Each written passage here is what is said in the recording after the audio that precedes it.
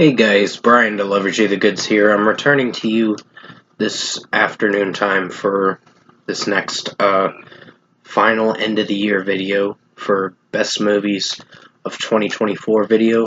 I'm sorry that it took another day or so to get around to this video. I know it was supposed to come out yesterday. I just felt like I wanted to just do a stream and not worry about that. But there will be another stream happening tomorrow night. I can tell you that. For another gaming stream. But other than that, we're going to dive into what my best movies of 2024 are that I know I've watched this year. And I couldn't get every other movie on there because I didn't finish everything for 2024's list of movies. But I will say I will mention something probably earlier in 2025, but I'll let you know where I leave off. So pretty much let's get started with this list. So at number 14 is A Quiet Place Day One. Now I think this was a pretty good film. Lupita Nyong'o. I was really impressed with her performance and Joseph Quinn's performance too. I think the movies overall actually impressed me with what it went for. For the short runtime and all that, it wasn't that bad of a film. It was one of my favorite movies this year. I mean, I like the storyline with the Quiet Place movies, and this is how it all started. It's like a prequel movie going into the actual Quiet Place movies. So I think there will be another Quiet Place movie. It just depends on what they're going to do with that, is the question. But from what I've seen with this film, the performances were good. The overall creatures and all that are affected by the sound that someone makes, and if someone makes a sound, they're dead, pretty much. So, pretty much they were an alien species that came down from a different planet and started killing people on Earth and destroying the world, pretty much taking over Earth itself. So, good film from what I watched with the storyline, and was very interested in the dialogue for this film. Final product was pretty good. Number 13 is The Wild Robot. Now, this was a really good film too. I was really surprised with how the performance was for this film. With, I believe it's Viola Davis that plays the robot. And pretty much from what I've seen with this film, I was actually enjoying the storyline. It did feel very heartfelt and a lot of passion to the story that was built in the making for this, that was made for this film. So I was really enjoying how it turned out for this film overall, and the final product was pretty good. That was my number 13 pick. Number 12 is Transformers 1. Now this is I mean, technically the CGI work is not the best, and that's why I put it in not in the top 10, but it's in like the top 14. But it is a pretty good movie with the storyline and how the robot that was Megatron, he does become Megatron, and Chris Hemsworth's character, Optimus Prime, or whatever his name is in this one. But overall, I think it was D16 or something he was originally, and then he becomes Megatron near the end of the film, where he lets his anger get the best of him and chooses the evil side of the Autobots. And it's not Autobots, but Decepticons is what it starts with. This guy or whatever, this certain robot or whatever, certain transformer that's basically ruling over this place, and he's not really a good guy. Jon Hamm's character in the film.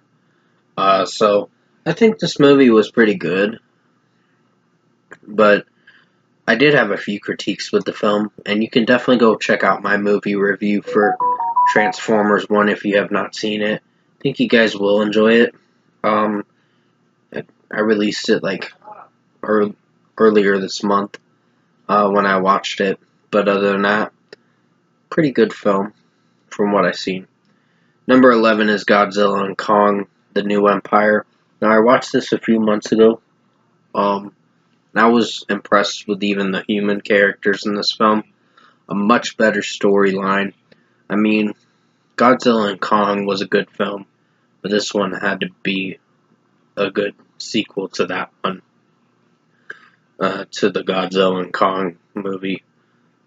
So, pretty much they go to this other place below Earth or whatever. It's like in the center of the Earth or whatever. So, they journey to the center of the Earth, I guess you could say. There's a movie about that with Brendan Fraser. And that was a good film. But other than that, I think this movie did have a few I had a few critiques with some of the human characters and the storyline, but execution-wise, it was a little bit better of a film. And I was impressed with the action sequences, with the monster fight scenes. So, really impressed with that aspect of the movie. So, pretty good film. Had to be near my top 10. It didn't make it in the top 10, but at least it made it close to it. Number 10 is Inside Out 2. Now, this is another movie with how she's relying on happy, sad, joy. I think joy is the happy one. So, pretty much, they introduce new characters, anxiety, some of these other things that Riley is, the character Riley in the film, what emotions she's made up from inside her self and all that. So that's where Joy and them try to help her out, but then it just gets to the point where she has a full-blown panic attack. Give me a second, I gotta pause the video real quick. Sorry about that, guys. My mom needed my assistance, but I can go help her in just a moment. She said I could go back to this. So, pretty much, Inside Out 2 was a pretty good film from what I've seen. And yes, Riley did go through a panic attack in this film. The character, of course. But it still was a heartfelt movie. And, I mean, at the beginning, there were some critiques. But other than that, still a pretty good movie. It had to be in my top 10 for sure. And I was really enjoying the aspect of the film with what it was offering. So, pretty good film. Number 9 is The Ministry of Ungentlemanly Warfare. I do have this movie on DVD. I just put it away somewhere right now. But other than that, Henry Cavill plays in this film. So does Alan Ritchson, Henry Golding, and Isa Gonzalez, I believe. So, pretty good cast from what I've seen with this film. And pretty good storyline. So, I mean, it shows the past about these men from history that were making history in the making with the World War II thing going on back in the day. So, basically, with what I've seen with this film, the action sequences were great, and you can definitely go check out my movie review for this if you have not seen it during this year. I think you guys will enjoy it. I really put a lot of hard work into it, and I hope you guys like it when you watch it. So pretty much, this movie was really good for the runtime it was going for, and I did enjoy the performances from Alan Ritchson and basically Henry Cavill, so there was a lot of good performances in this film. Number 8 is Alien Romulus. Now, I know a lot of people say this is not the best Alien film. To me, I enjoyed it. That's in my opinion, of course. Everyone can like or dislike what they want. Film is subjective, from what someone told me. It just depends on the person watching it. I've enjoyed the latest Alien movies because they have good dialogue, a good story, in my opinion. And the last one, Covenant, yeah, there were some boring moments during that, but it still wasn't that bad of a film. It was pretty good for what it offers. Like, in this one, I mean, the decision making wasn't smart on their part, but the execution of the film got a lot better as you progressed through it. And from what I watched, I think Isabella Merced was in this film. Haley Spaney, or I think is another one, or Kaylee Spaney, I think is her name. She plays the main character in this film, and I was really impressed with the storyline, but when the aliens jump out of that girl's chest or whatever, or break out of her chest, that was some sick stuff. So yeah, there's a lot of sick moments during this film, but execution-wise, I think the film did a lot better than I thought. So it made it in my top 10. Number 7 is The Beekeeper. Pretty good film from Jason Statham. I mean, not one of the best, but it was worthy to be in my top 10 for sure. I enjoyed the runtime with what it was going for. I enjoyed how this movie turned out. And yeah, not a terrible movie from what I've seen this year. Good action sequences from Jason Statham with the shooting scenes and all that. So, the gunshot scenes and all that stuff. So, there's a lot of good action moments during this film. And a lot of people getting their ass kicked by Jason Statham. So, good movie. And good storyline, too. It was just about a company that took this lady's pension or retirement money away from them, and she got scammed by these people. So he's going after the people that are responsible for her money being taken. Josh Hutcherson, I believe is his name, is in this film too, and he plays not a good guy. He just plays a scumbag in the film. But I think his performance was solid too, from what I've seen. So, pretty good film. Had to be in my top 10. Number 6 is Dune Part 2. Another pretty good film from what I watched this year. The storyline where it brings up Atreus's, or whatever his, I think Atreus, I'm not sure what his name is again. It's been a little bit since I've seen the film. I remember enjoying the action sequences from Timothy Chalamet's performance.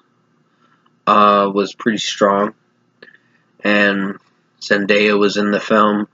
But I think from what I gathered with this film, it was very long. Austin Butler played one of the Spice Guys or whatever. Or whatever that guy's name was. They did have a fight scene, him and Timothy Chalamet. Sorry, I lost my train of thought for a second. But other than that, it made it at my number 6 because I have better movies in the top 5 that I really enjoyed. But it's still a pretty awesome movie that I enjoyed this year and had to be in my top 10 for sure. Now at number 5, we're getting to the top 5 now. Monkey Man. Now, this film really surprised me when I watched it back in August this year. I did do a movie review for this, so you can definitely go check out that movie review if you have not seen it. It's definitely worth watching. I think this film actually impressed me. It started off a little cringy for some of it because he's taking a beating, Dev Patel's character, and then he eventually, this is kind of like a John Wick uh, Hindu kind of movie, but it's not a terrible movie from what I've seen. The action sequences were pretty strong, and execution-wise, Dev Patel's performance was pretty good.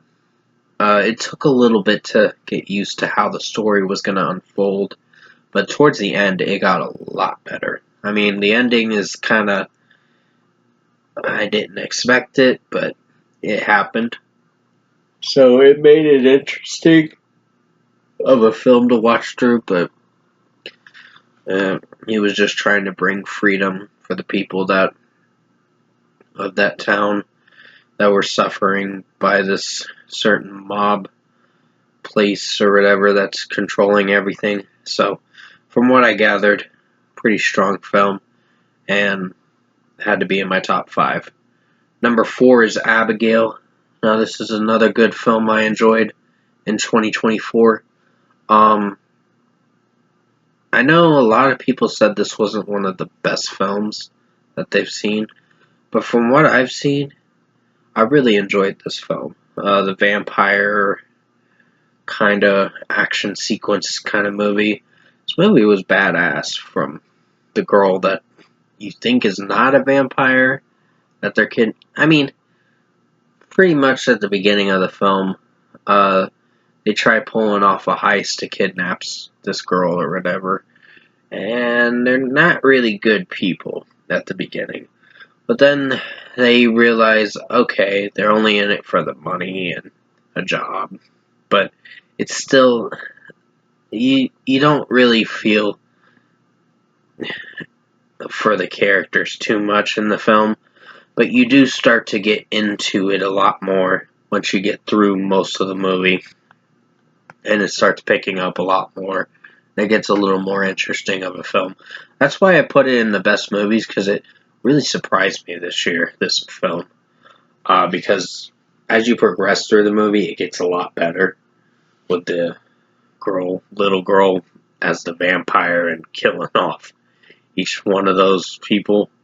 So, Melissa Barrera's performance was pretty strong. So, I think later on in the film, you start to really enjoy the film for what it is. So, good film. Number 3 is Boy Kills World. I didn't mean to say boys.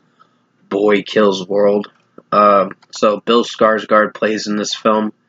I mean, it's not. I mean, it's better than the Crow movie, I'll tell you that.